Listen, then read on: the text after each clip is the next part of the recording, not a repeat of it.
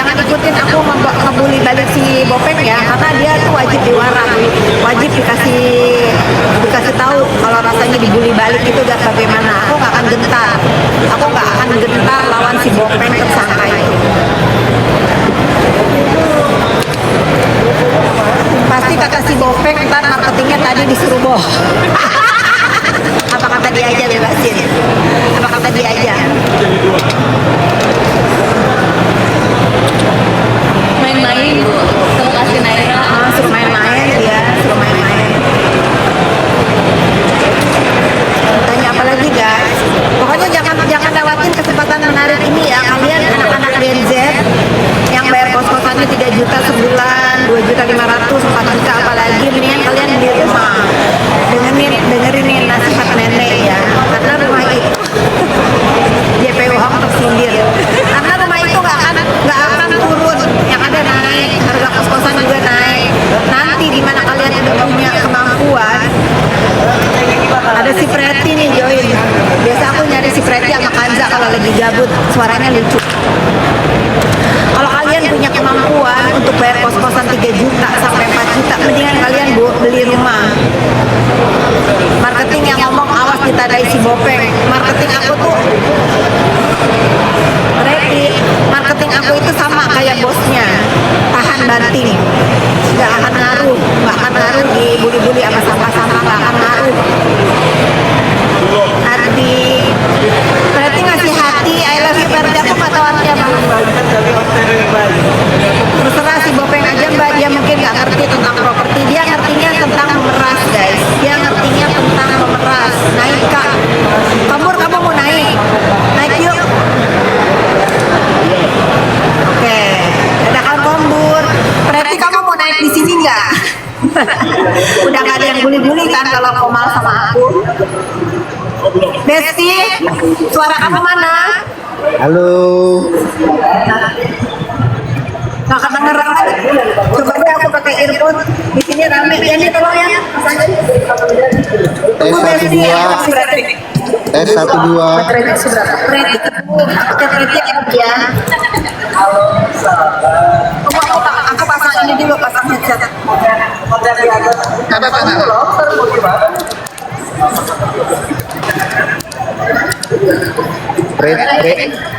Preti kirim multi, Preti kirim multi.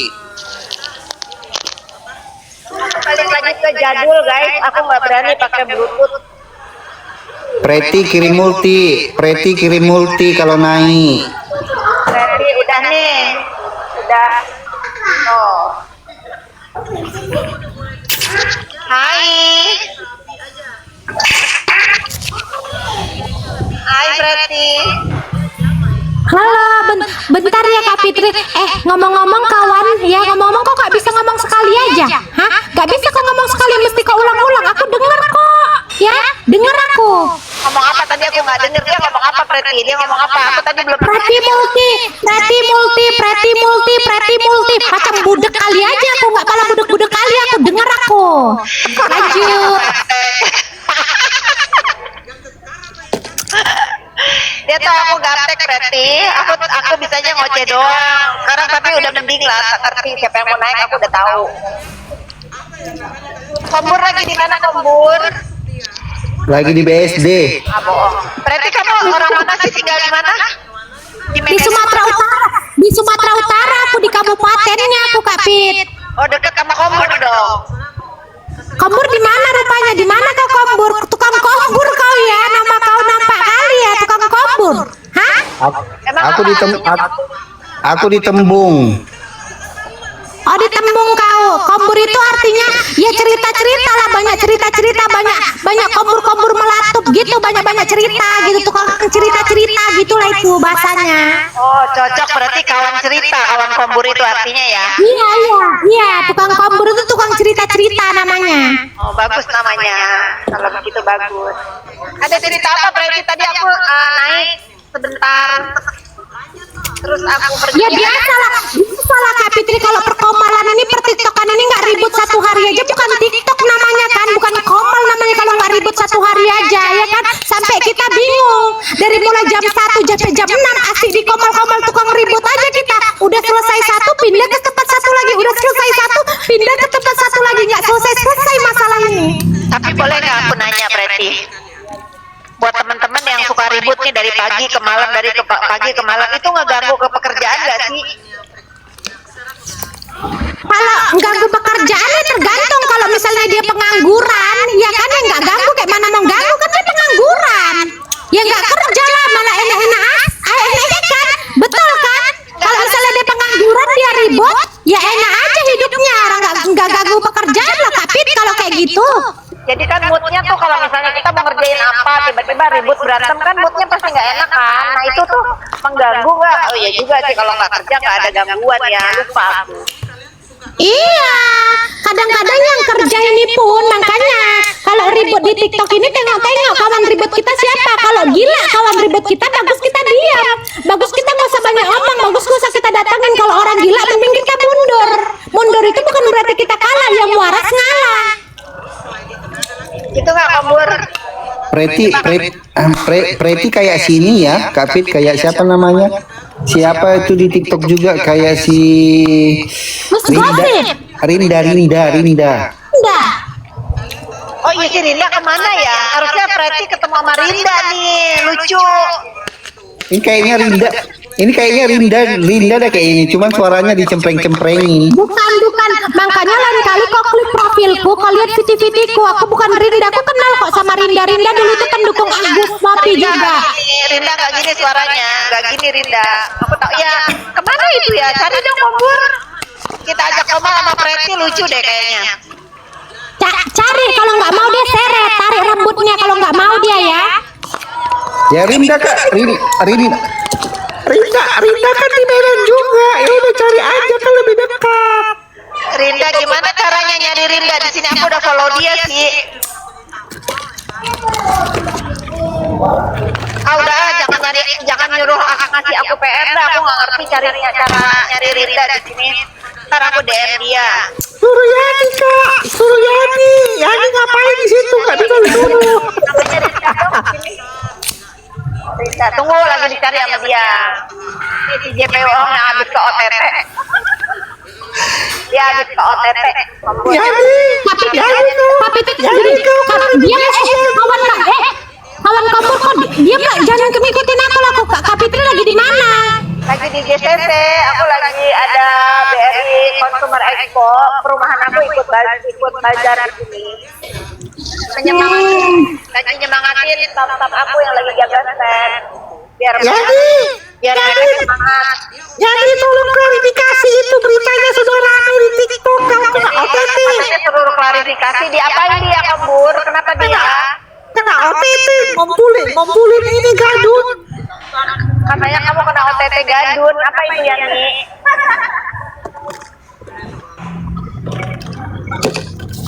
Aku lagi nemenin marketing aku Preti.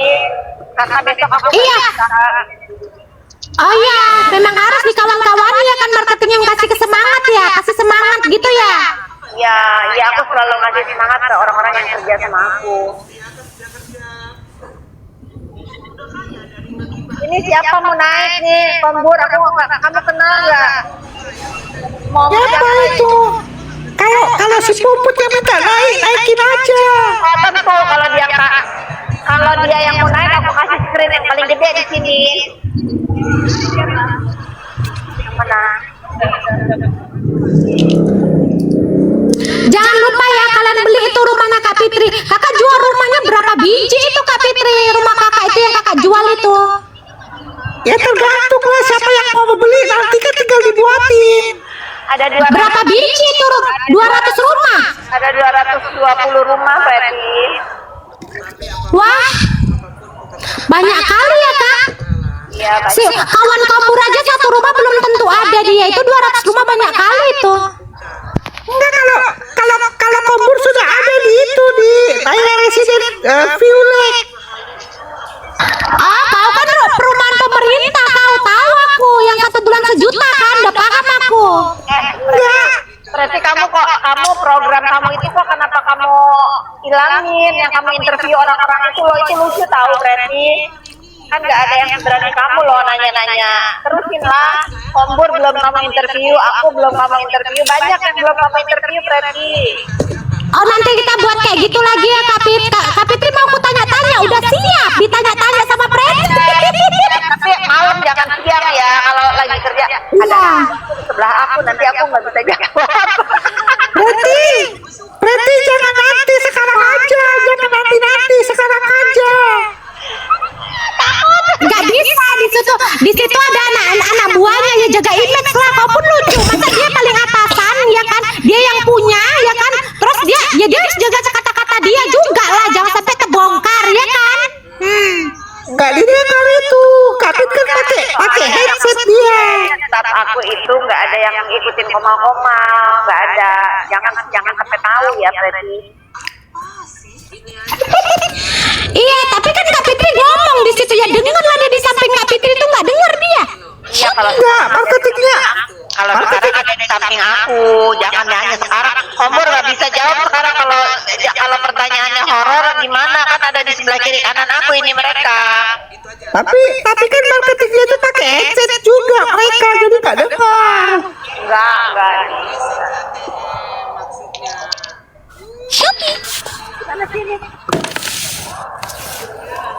Ada anak buahnya Puput di situ nanya terkait dengan ini konsumen expo perumahan.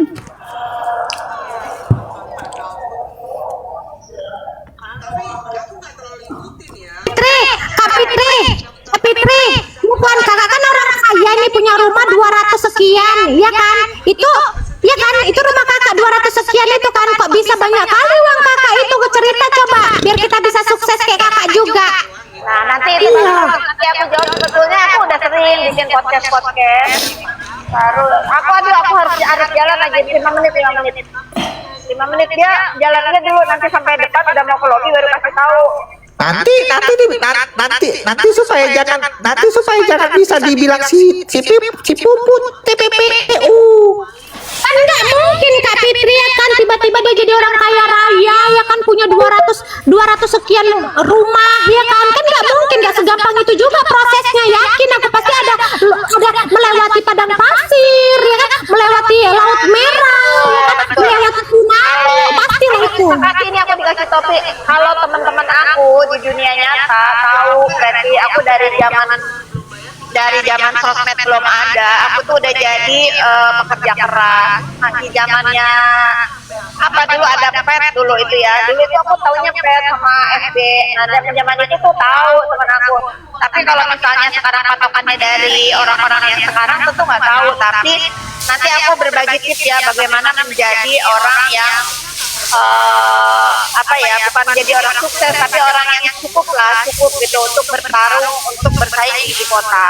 Makanya kalau Preti lihat, kenapa aku tuh bela orang-orang yang di urusan skincare ini, yang khususnya yang datang dari daerah, datang ke ibu kota, mereka sukses di ibu kota, terus ada orang yang pengen ngehancurin. Nah itu tuh aku ngerasain perjuangan mereka untuk menjadi orang yang tangguh, yang sukses di ibu kota itu nggak gampang gitu. Jadi kalau ada orang yang seenak udelnya aja nge-black campaign lalu menghancurkan, itu jahat. Makanya aku memberikan semangat untuk teman-teman, khususnya mungkin ini akan terjadi di dunia usaha apa aja, tapi zaman sosmed begini janganlah dipakai untuk black campaign, untuk menjatuhkan usaha orang lain, itu nggak baik gitu. Makanya aku ada di garda terdepan untuk menyemangati bahwa semua akan baik-baik aja, dan netizen juga jangan menormalisasi perbuatan-perbuatan nggak baik, black campaign dan lain-lain di sosmed. Orang membangun usaha itu susah loh, dengan jerih payah, tapi kita harus yakin banget kalau misalnya ada orang yang jahat mau menghancurkan, itu balasan dari Allah itu lebih keji nanti, lebih apa ya, balasannya itu pasti lebih dari apa yang kita bayangkan. Karena kalau bosnya dihancurkan, berapa banyak orang yang berdoa di bawahnya itu untuk mendoakan orang-orang yang jahat terhadap usahanya, gitu ya. Gitu Preti, makanya aku kalau lihat orang dihancurin, apalagi aku juga kan bukan orang yang tumbuh besar di ibu kota dari kecil ya, bukan gitu. Untuk mereka-mereka yang datang dari Kak Fitri dari kecil, Kak Fitri maafin nih, Kak Fitri dari kecil memang udah senang apa ada kisah hidup maksudnya yang dari ekonomi aja ya, kita nggak usah kemana-mana ya. perjuangan dari nol itu Kak Fitri yang paling keras kali perjuangan sampai letih lelah kali sebelum sampai ke titik ini. Apa perjuangan yang nggak pernah Kak Fitri lupakan gitu? Perjuangan apa itu? Entah itu ngangkat-ngangkat berat, entah itu ngangkat-ngangkat kayu, atau jadi kuli bangunan atau apa gitu, pernah nggak? Ya kalau secara ekonomi aku tidak dilahirkan dari orang yang susah juga, berarti alhamdulillah Allah memberikan aku orang tua yang cukup gitu, bukan orang kaya juga, orang yang cukup. Kalau berarti lihat kan dari kakek aku dulu orang yang memang udah bekerja di pemerintahan. Kalau berarti juga kakek aku tuh Maksal Huteru itu orang yang mengambil perkebunan dari tangan Belanda, turun ke papa aku juga kerja di perkebunan. Jadi aku bukan yang miskin banget gitu, tapi bukan orang juga yang kaya, karena aku harus ikut ayahku dari provinsi ke provinsi, keliling ke perkebunan di Indonesia. Karena dulu zaman Pak Harto itu penghasilan yang terbaik, yang terbanyak itu dari hasil bumi, termasuk perkebunan. Kalau sekarang kan udah nggak ada nih, era berganti, ini berganti, kekuasaan berganti, perkebunan udah nggak jadi favorit lagi. Tapi zaman aku kecil, aku tumbuh di provinsi-provinsi di mana ada perkebunan punya pemerintah di sana gitu. Nah, karena aku ini orang yang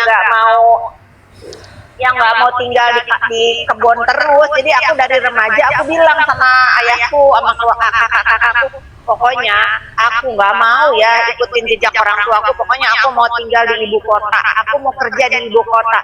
Dari remaja aku pupuk semangat aku, cita-cita aku itu terus aku pupuk untuk sehingga aku itu nggak mau nggak mau kayak katak di dalam tempurung, ya sudah asal bisa makan, asal bisa hidup sama orang tua sudah enak, aku nggak mau. Jadi aku memang orang yang punya mimpi, tetapi mimpi itu aku laksanakan itu waktu aku datang ke Berarti Kak Fitri keluar dari zona nyaman itulah ya, berani keluar dari zona nyaman ya. Nah, tantangan apa yang paling berat saat Kak Fitri berdiri di kaki Kak Fitri sendiri ya kan, melangkah mencoba untuk mandiri, itu perjuangan apa yang paling berat? Ceritalah. Perjuangan yang paling berat itu ketika aku seorang perempuan terus masuk ke industri telekomunikasi yang rata-rata itu laki-laki, itu yang paling berat.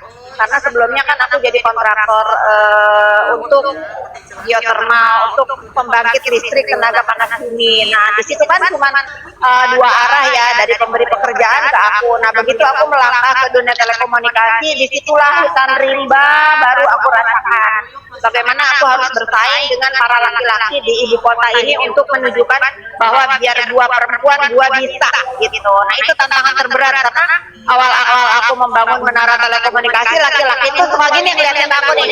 Ini nih, berarti nih liatin ya. Lagi meeting nih, aku masih umur 30-an gitu deh ya. Ya, sebelum 30 ikut meeting misalnya, kita ikut tender project di mana, di provinsi mana. Semua Kayak mana tadi? Kayak mana tadi gaya? Kayak mana tadi gaya? aku datang kan, masuk aku datang. Terus para cowok-cowok kan ini dia Aku ngakong ya, para aku ngakong yang pakai kacamata lah ya. Kayak mana dia liriknya? ngeliat aja dia begitu aku masuk ikut di meja meeting, para laki-laki tuh ngeliat aku gini. Ini orang laki katanya gitu kan ya. Ini orang bisa nggak, tapi aku selai aja. Aku bodo amat gitu. Selama aku ada di sini, kita walaupun aku perempuan, mereka lelaki, ya kita duduk sama tinggi, pokoknya gitu deh. Gak ada yang aku tuh minder berhadapan dengan mereka. Ya itu aku tunjukkan.